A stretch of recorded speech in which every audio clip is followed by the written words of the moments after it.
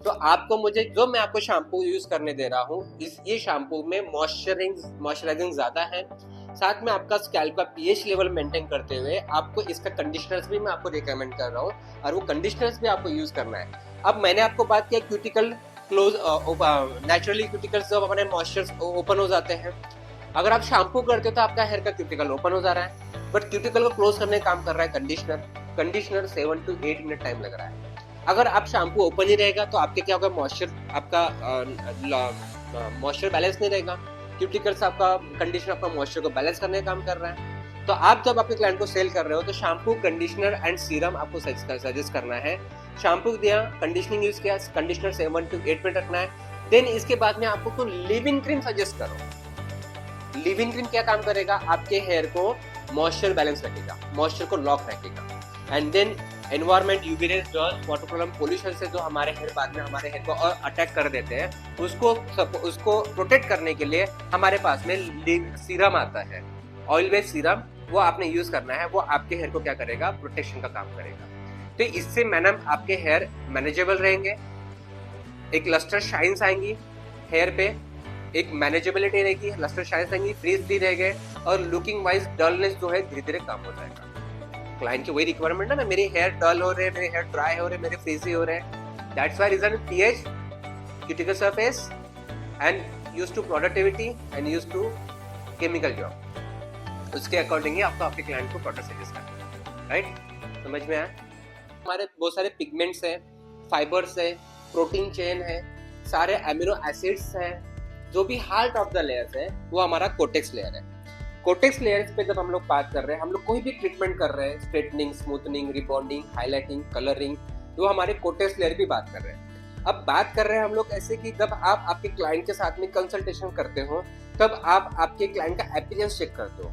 Appearance पहले आपके previous history, client के पहले उनका नोटिस करना है कि उनका क्यूटिकल कोटेक्स लेयर पे हम लोग वर्क करना चाह रहे हैं कि नहीं वर्क करना चाह रहे हैं। अगर आप कोई कलर यूज कर रहे हैं तो मुझे पिगमेंट पे वर्क करना है, कभी आप स्ट्रेटनिंग, स्मूथनिंग वर्क यूज कर रहे हैं तो आपके बॉन्ड्स पे वर्क करना है। तो पिगमेंट, बॉन्ड्स, ये सब ब्रेक होने वाली चीजें कोटेक्स लेयर पे है। तो जब आप क्लाइंट के साथ कंसल्टेशन कर रहे हो, कंसल्टेशन करते समय आपको क्यूटिकल्स की लेयरिंग, आपको साइंस पता होना चाहिए कि हम लोग, और उसका पीएच लेवल्स पता होना चाहिए। पीएच के बारे में हम लोगों ने कल सीखे हैं, पेज के बारे में आपको ज्यादा बताने की जरूरत नहीं है, बट फिर भी आप आपके क्लाइंट के जब कंसल्टेशन करते हो तो वहां पे आपकी लेयरिंग आ गई, आपका साइंस बोल रहा है कि आपके कौन से लेयर्स पे आपको वर्क करना है, कोटेक्स की आपके लेयर पे वर्क करना है कि क्यूटिकल्स के लेयर पे वर्क करना है।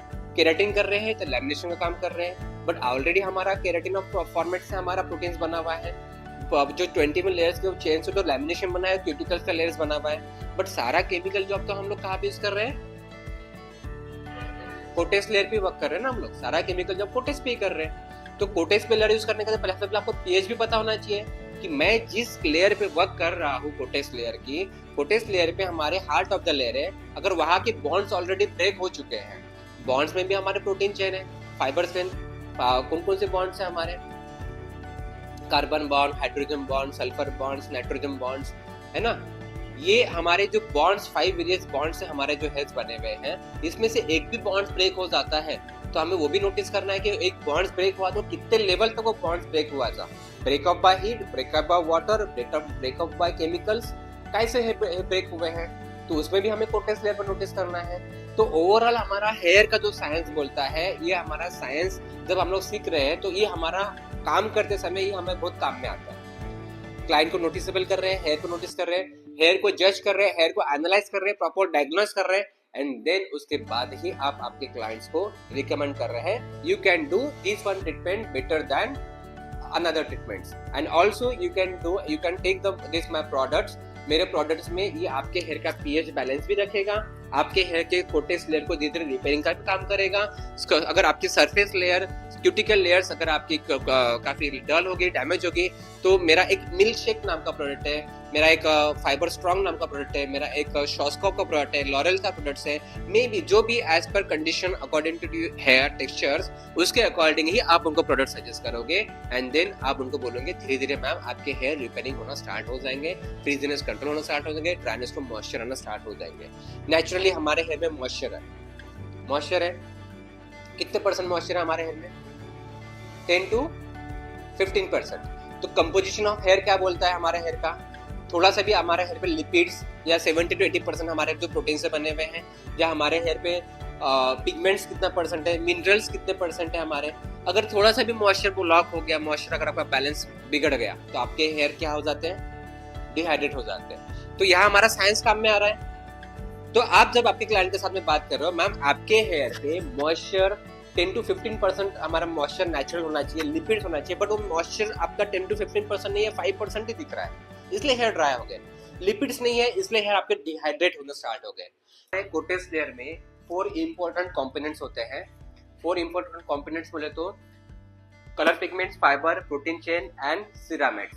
अब ये सिरामिड्स क्या है, प्रोटीन चेन क्या है, दे आर सेम थिंग। जैसे कि protein chain, keratin and amino acid, they are same thing.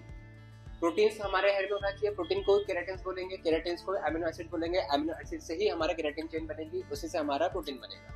तो देयर आर सेम थिंग, इसमें कोई डिफरेंट नहीं है। तो जब अब हमारे हेयर में प्रोटीन चेन्स बनते हैं तो प्रोटीन चेन्स हमारे 5 वेरियस बॉन्ड से हमारे प्रोटीन चेन्स बनते हैं। वो 5 वेरियस बॉन्ड्स कौन से हैं? 5 वेरियस बॉन्ड्स हमारे C is carbon, H is hydrogen, O is oxygen, N is nitrogen, S is sulphur. ठीक है, ऐसे 5 वेरियस बॉन्ड से हमारे हेयर बने हुए जिसको हम लोग बोलते हैं चॉन्स। क्या बोलते हैं? चॉन्स।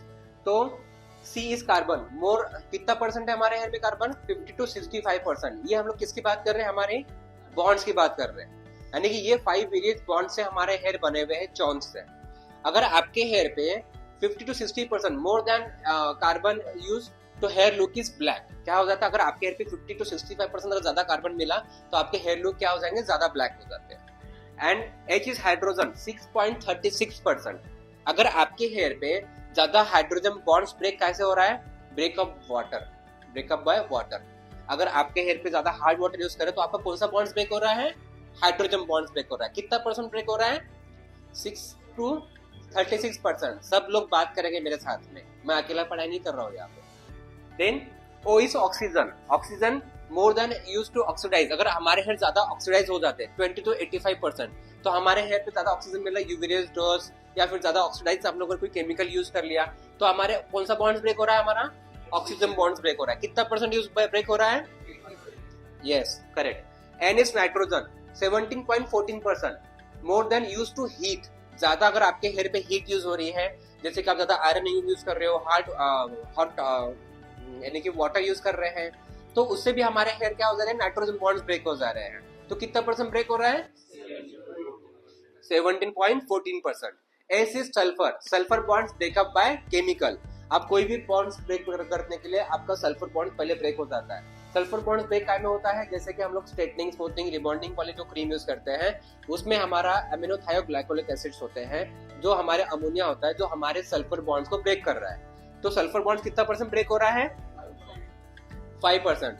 ये जो चॉन्स है सारे 100% चॉन्स से हमारे हेयर बने हुए हैं, इसमें से एक भी बॉन्ड्स आपका ब्रेक हो रहा है तो ब्रेक कैसे हो रहा है, क्यों हो रहा है, तो इसका आपको आपके क्लाइंट के साथ में हिस्ट्री लेना जरूरी है, प्रीवियस हिस्ट्री लेना जरूरी है।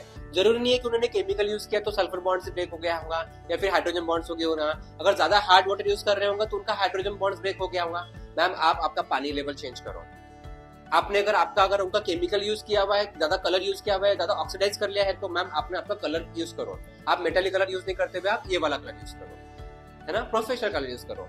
अगर आपने स्ट्रेटनिंग, स्मूथनिंग में ज्यादा हेयर को ओवर प्रोसेस कर लिया तो आपका सल्फर बॉन्ड ज्यादा ब्रेक हो गया, तो बॉन्ड्स की स्ट्रेंथनिंग ट्रीटमेंट आप यूज करो जिससे आपके हेयर की बॉन्ड स्ट्रेंथ बढ़ेगी। तो हमारे पास में कुछ एमिनो एसिड से चेन से हमारे पास प्रोडक्ट्स है, हमारे ट्रीटमेंट्स है जिसको हम लोग फाइबर प्लस बोलते हैं, आंवला प्लस बोलते हैं, जिससे हमारे हेयर की बॉन्ड्स की स्ट्रेंथ को स्ट्रांग होती है। तो ये ट्रीटमेंट आपके क्लाइंट को आप सजेस्ट कर सकते हैं, राइट।